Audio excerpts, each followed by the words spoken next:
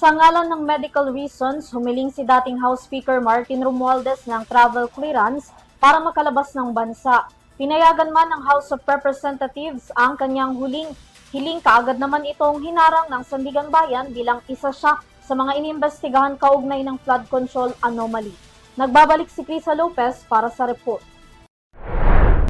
Hindi maaaring lumabas ng Pilipinas si dating House Speaker at Leyte 1st District Representative Martin Romualdez para magtungo sa Singapore. Nag-issue noong Miyerkules ang Sandigan Bayan ng whole departure order laban kay Romualdez kasunod ng petisyon ng Office of the Ombudsman. Bagamat wala pang kaso ang nakahain laban kay Romualdez sa Sandigan Bayan, ibinase ng Ombudsman ang kanilang petisyon sa complaint affidavit na inihain ng Special Panel of Investigator sa Preliminary Investigation Administrative Adjudication and Monitoring Office. Nakasaad sa complaint affidavit ang umano'y pagtanggap ng kickback sa flood control projects. Pinaparatangan si Romualdez na siyang mastermind sa sabwatang pagtanggap ng kickback na umabot sa 56 billion pesos.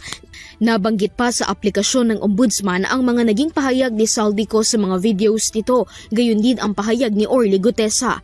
Noong nakaraang araw, pinasinungalingan ni Romualdez ang mga binibintang sa kanya, pinabulaanan ang paratang na siyang mastermind maging ang pagtanggap niya ng mga kickback. Iginiit niya na personal siyang humarap sa Independent Commission for Infrastructure o ICI para sagutin ang mga katanungan at ibinigay ang mga dokumento. Binigyang diin niya na walang ebidensyang makapagpapatunay na sangkot siya sa pagnanakaw ng pondo. Bago hindi payagan ng Sandigan Bayan na lumabas ng Pilipinas si Romualdez, pinahintulutan ni House Speaker Bogie D. na makapagpagamot sa Singapore si Romualdez sa pangakong babalik siya ng Pilipinas sa lalong madaling panahon. Para sa Euro TV News, Crisa Lopez, sumasaludo sa bawat Pilipino.